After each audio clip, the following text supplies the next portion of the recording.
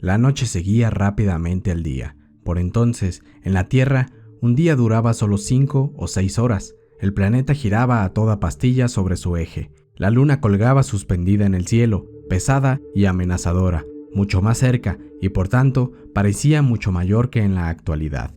Las estrellas no brillaban casi nunca, pues la atmósfera estaba llena de niebla espesa y polvo. Si bien espectaculares estrellas fugaces se deslizaban a menudo por el cielo nocturno. El sol, cuando era posible llegar a verlo a través de la monótona niebla roja, era acuoso y débil, sin el vigor de su apogeo.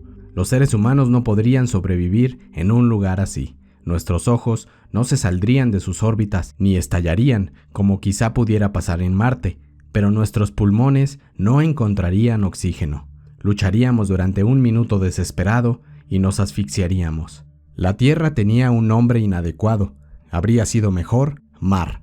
Incluso hoy, los mares cubren las 2/3 partes del planeta, dominando las imágenes desde el espacio. Antes, la Tierra era agua prácticamente en su totalidad, salvo por unas cuantas islas volcánicas que asomaban a través de las turbulentas olas. Sometidas a esa luna amenazadora, las mareas eran colosales, acaso de centenares de metros. Los impactos de los asteroides y cometas eran menos frecuentes que antes, cuando algunos desprendieron pedazos de la Tierra que formaron la Luna. Sin embargo, aún en este periodo de relativa calma, normalmente los mares hervían y se agitaban. La corteza estaba llena de grietas, magma brotado del interior y solidificado, y los volcanes mantenían una presencia constante del subsuelo. Era un mundo desequilibrado, un mundo de actividad agitada, el bebé febril de un planeta. De esta forma comienza el capítulo sobre el origen de la vida del escritor y científico Nick Lane, en su libro Los 10 grandes inventos de la evolución. El enigma del origen de la vida ha fascinado a incontables personas desde hace mucho tiempo. Es una pregunta casi romántica que han intentado resolver muchos especialistas. No podemos estar seguros de cuáles fueron las circunstancias que permitieron el origen de la vida en nuestro planeta. Aún así, se han desarrollado interesantes explicaciones que buscan dar fin a este asunto. La campaña de entender cómo inició la vida en nuestro planeta no quiere decir que se quiera saber el día exacto o el lugar preciso en el que comenzó todo.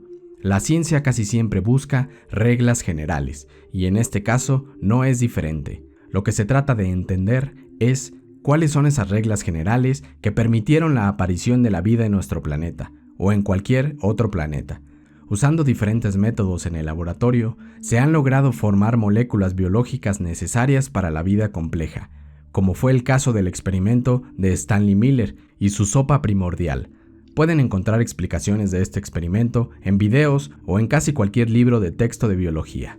Pero esto no resolvió el misterio, ya que las condiciones del planeta en aquella época en que se estima que inició la vida deben coincidir con el método que se usa en el laboratorio. Y esto no se ha logrado del todo.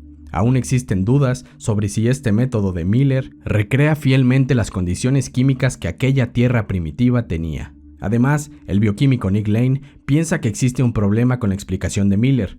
En términos sencillos, la sopa necesita una descarga eléctrica para hacer que las moléculas se unan en grupos y a partir de ahí se formaría la vida más adelante. Sin embargo, el científico explica que esto es poco probable en la naturaleza debido al comportamiento de algunas de esas moléculas y su poca disposición a reaccionar químicamente. La sopa primordial es demasiado pasiva en cuestiones termodinámicas para hacer la respuesta definitiva. Para la aparición de la vida es necesario el desequilibrio químico y fuerzas que impulsen energéticamente a las moléculas, hasta la formación de polímeros como las proteínas o el mismo ADN. Con estos inconvenientes, muchos creen que es necesaria otra explicación para el origen de la vida.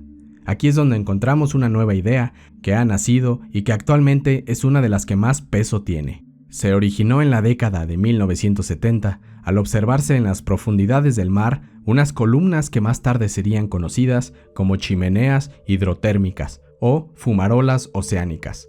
El interés por estas estructuras empezó a crecer cuando se dieron cuenta que albergaban una gran cantidad de organismos. Muchos eran microorganismos, pero incluso se llegaban a encontrar gusanos gigantes, que alcanzaban los 2 metros de altura.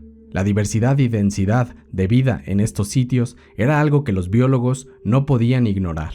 Nick Lane dice lo siguiente: este mundo extraño y aislado parecía una visión del infierno y venía repleto de azufre y del hedor nauseabundo de sulfuro de hidrógeno que emanaba de las chimeneas. Seguramente, solo la trastornada mente de El Bosco habría podido imaginar los gusanos gigantes o los camarones ciegos apiñándose en multitudes incontables en los salientes de debajo, grotescos como una plaga de langostas.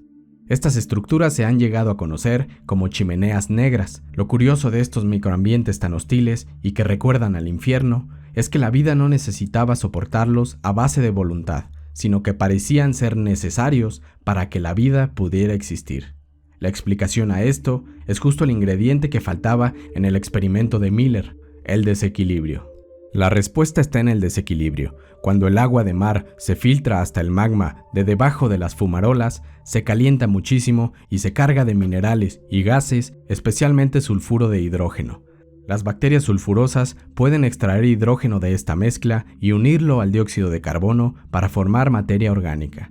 La reacción constituye la base de la vida en las chimeneas, permitiendo a las bacterias prosperar sin entrada directa del sol.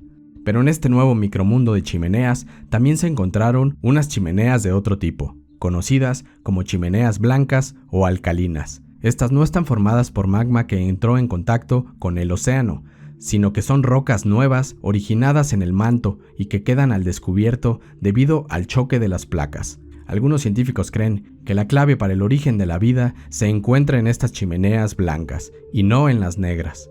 Estas rocas contienen pequeños compartimientos con tamaños parecidos al de células que están entrelazados en redes con aspecto de laberinto.